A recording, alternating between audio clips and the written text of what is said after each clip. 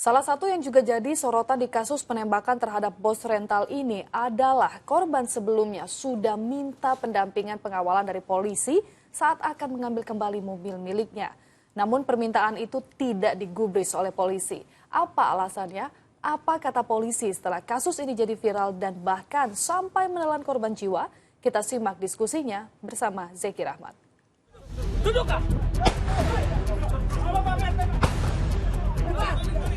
Mobil, maling mobil!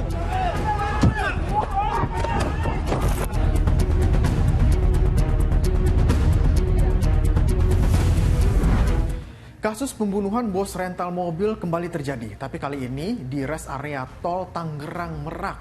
Pemilik rental mobil tewas ditembak, satu orang lainnya terluka.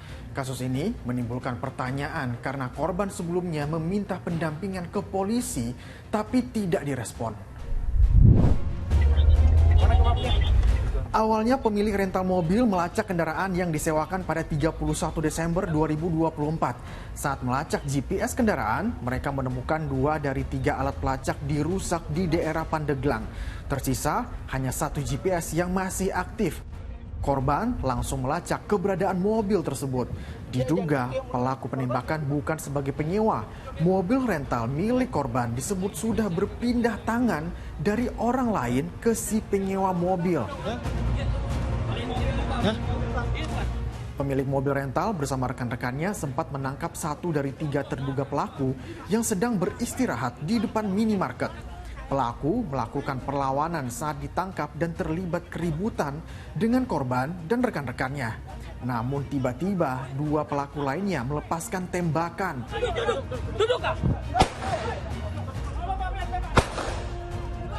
Akibat penembakan tersebut, pemilik mobil rental tewas terkena tembakan di dada. Maling mobil, maling mobil!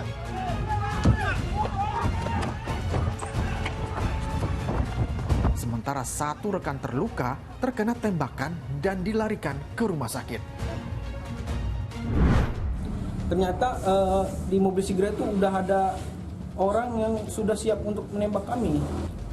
Pada saat itu chaos. Jadi lagi mengamankan si yang bawa mobil Brio ini. Jadi kita nggak kedengeran bahwa yang mobil sigaret ini mau nembak. Akhirnya terlepaslah peluru itu. Dengar sampai 4 atau sampai 5 kali kalau tidak salah. Saya dan orang-orang tim rental kabur.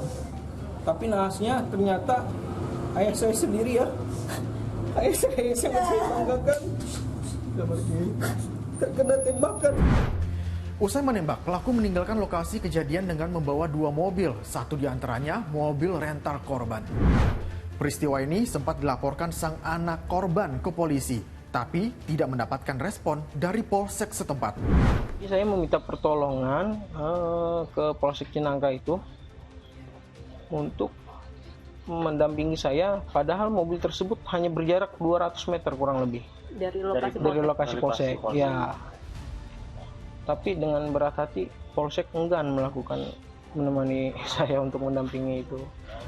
Juga petugas yang piket pada malam hari itu sudah telepon juga ke Kapolsek Cinangka ya, tapi tetap dari Kapolseknya pun tidak bersedia untuk menemani kita mengambil mobil tersebut. Maaf, alasannya apa yang disampaikan dari pihak Polsek? Dari pihak Polsek sih katanya LP-nya belum ada. Terus yang kedua itu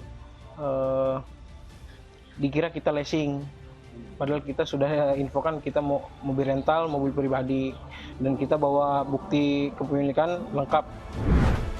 Kapolsek Cinangka, tempat kejadian perkara, membantah tuduhan itu. Ia menyatakan tidak mau gegabah untuk mendampingi hal tersebut.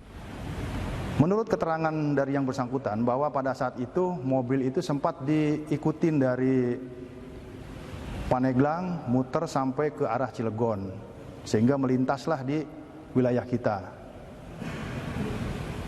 Namun pada saat yang bersangkutan meminta untuk pendampingan dari personil kita, ya tentunya personil kita yang paling utama adalah menanyakan legalitas ataupun identitas daripada kendaraan yang akan ditarik itu. Kemudian dalam masalahnya masalah apa? Saya kira itu wajar Karena untuk mengetahui kira-kira apa nih permasalahannya, gitu loh. Nah, kemudian ketika itu ditanyakan, rupanya yang bersangkutan memburu waktu atau tergesa-gesa sehingga tidak sempat menunjukkan dokumen yang diminta oleh petugas. Beres kejadian dan ada korban, polisi mulai bergerak ke TKP dan menyita barang bukti, salah satunya peluru.